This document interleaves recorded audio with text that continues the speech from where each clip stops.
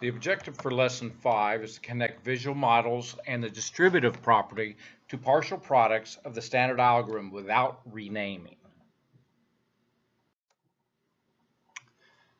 In question 1, it says draw an area model, then solve using the standard algorithm. Use arrows to match the partial products from the area model to the partial products of the algorithm. Okay, so when we're going to draw the area model, we're going to go ahead and start with a rectangle.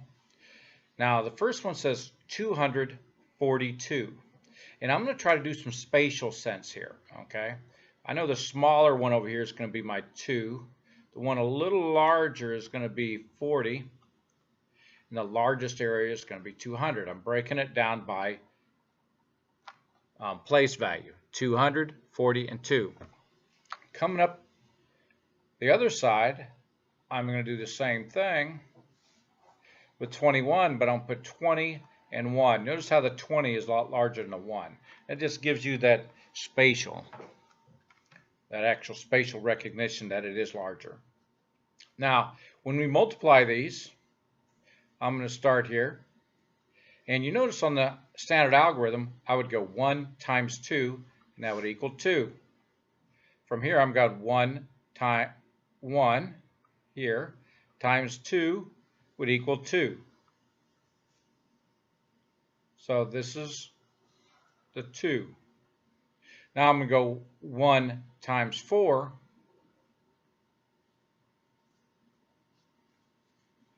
and which is actually 1 times 40, would be 40.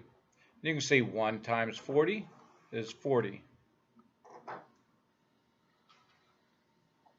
Now I've got 1 times 200 would be 200.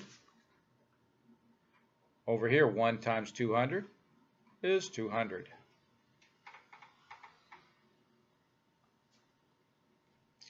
Now we're done with the ones place. Now we would move to the tens place. In the tens place, we're already going to, instead of saying 20, we're going to put that times 10 down here. Now we can just use our basic facts, which is 20 times 2 is going to give me 40. And here you can see we have 20 times 2 is going to give us 40. Now once again, we're multiplying 20 times 40, but I'm going to put that 0 down here so I use my basic math facts. I have 22 times 40 will give me 80. Over here I've got 20 times 40 is 80. Our last one is going to be 20 times 200. 20 times 200, and that's going to give us 400. 20 times 200 gives us 400. Now when I add these up, I have 480. 80 and 40 is 120, so it'd be 520 here. On the bottom I got 242. When I add them together, I will end up with 762. When I add these up, I can see I'm going to have 2. And here I have 8, and 4 is 12, and 4 is 16. Carry my 1.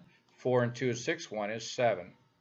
So as you can see, area model and our standard algorithm is basically still using partial products, but as you can see, the partial product would be a lot more efficient than drawing the area model. Question 2 says, use solving standard algorithm. Okay. Here we have 413 times 22. Now partial products we've done is 2 times 3 is 6. 2 times 10. I'm going to write these down at the side so you can see it. 2 times 3, that was 6. Now we're doing 2 times 10, which would be 20. Now we're doing 2 times 400, and that's going to give us 800. The next grouping we're going to have, We've done with the ones. Now we're going to the tens. That's 20. So now we have 20 times 3, which will give us 60. And we have 20 times 10, which will give us 200. And our last one is 20 times 400, which gives us, we know we've been doing it on the previous lessons, is 2 times 4 is 8, and 3 zeros gives us 8,000. Make sure our place values are added up, and we end up with 6, 8, 10, carry our 1, 8 and 1 is 9. So we end up with 9,086.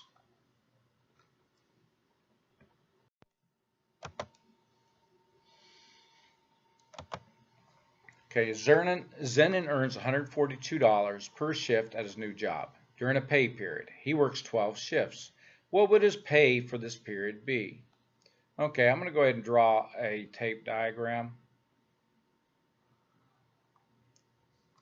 And it says here, I know that one pay period is $142.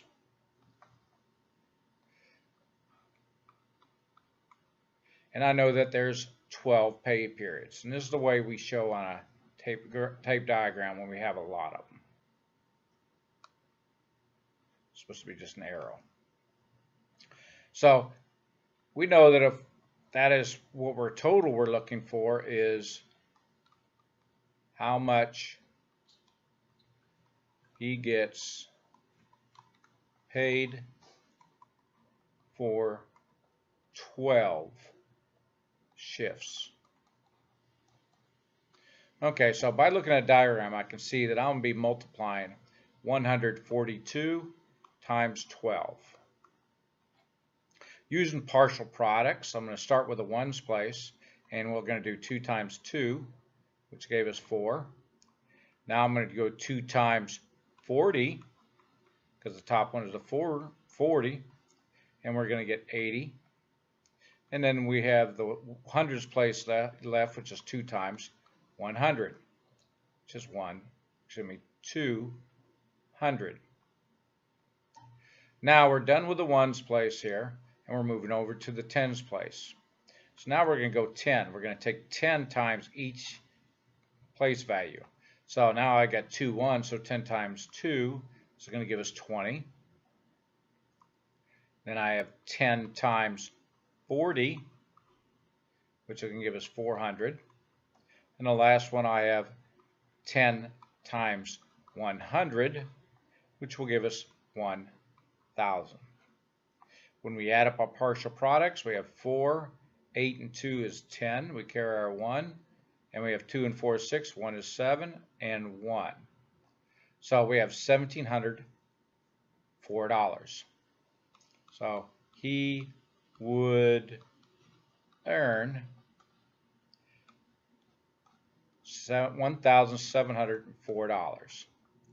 Now I'm going to do an estimation. I want to check, make sure my work is correct. Now the way we've been doing this is 142 times 12 equals blank times blank equals, okay? Well, 142, we know if we round that is at 100, 200, so it's going to be closer to 100. 12 is going to be, it's either 10 or 20, so it's going to be 10. So it says it's going to be equal to approximately $1,000, okay? Well, he would earn $1,704. And that makes sense because both numbers we rounded down. So you can see our estimate is going to be less than the actual number. So that checks.